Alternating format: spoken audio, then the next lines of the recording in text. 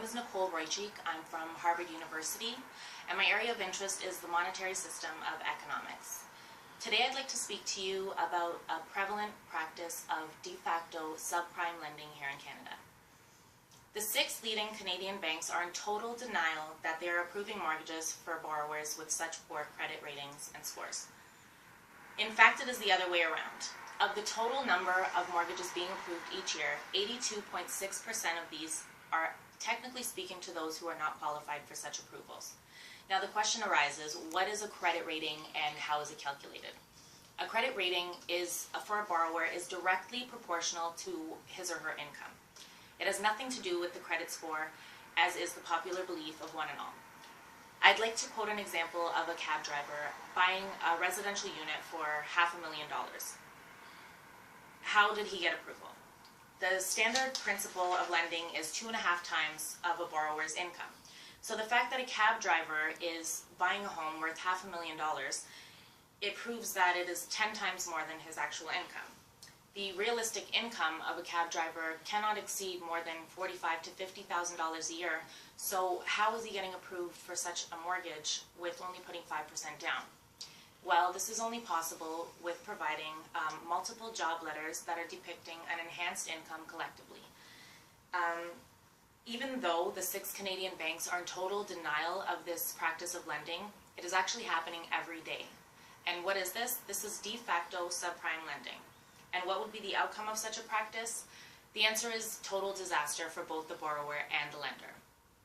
The Bank of Canada is simply blindsiding itself to the fact because the water is now flowing over the bridge, and if there were to be an investigative audit conducted by PricewaterhouseCoopers today, then the 6 leading Canadian banks could be facing charges of malpractice. Nobody wants that, so let the bridge be under the water.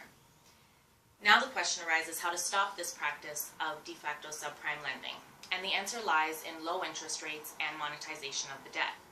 Now, as I had said in my previous talk, the interest rates need to be increased by at least 2 to 3%, and the monetization of the debt needs to stop immediately.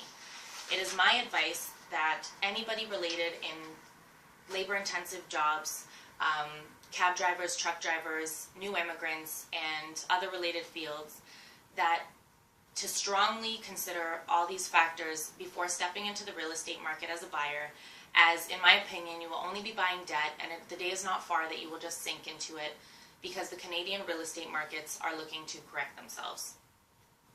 In addition, I would like to add another important factor that is influencing the economy here in Canada, and that is in 2010, when the government abandoned the idea of making Canada an oil-based economy, then it also reduced the intake of immigrants, and since 2010 there has been no new commission of any big industry.